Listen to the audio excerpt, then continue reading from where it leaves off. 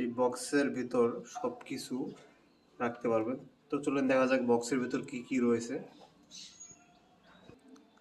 তো বক্সের ভিতর প্রথমেই দেখতে পাবেন এই যে ড্রোনের রিমোট। কোয়ালিটি দেখতে পাচ্ছেন মোটামুটি ভালো।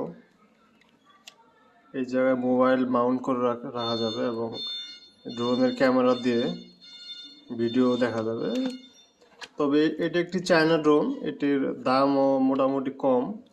সেজন্য আমি বলবো যে এই ক্যামেরার ভিডিও ফুটেজ আপনারা প্রফেশনাল কাজে ব্যবহার করতে পারবেন না, শুধু আপনার দৈনন্দিন কাজে আপনি ভিউ দেখতে পারবেন। বাট এই ক্যামেরার রেজুলেশন খুব বেশি ভালো হবে না, কোন রকম আর কি চলার মতো এরকম। তারপর দেখতে পাচ্ছেন ড্রোনের ব্যাটারি।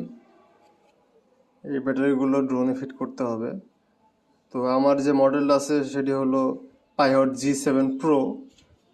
তো প্রো ভার্সনে ব্যাটারি থাকবে 2টা এবং দেখতে পাচ্ছেন যে আরেকটা ব্যাটারি সেট। এগুলো চার্জ দেওয়ার জন্য এখানে USB Type 2 দেওয়া আছে। তো চার্জ করতে পারবেন যে কোনো মোবাইলের চার্জার দিয়ে।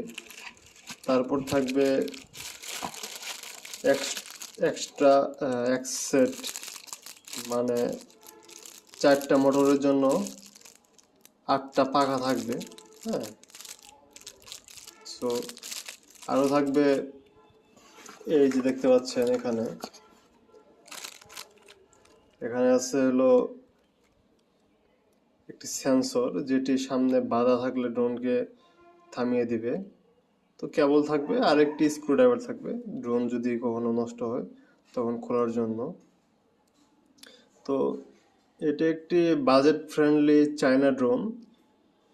তো মোটামুটি একটি DJI ড্রোনের দাম হয় মোটামুটি 70 বা 80 হাজার বা 1 লাখ। বাট এরকম চায়না ড্রোনে অনেকগুলো ফিচার আছে।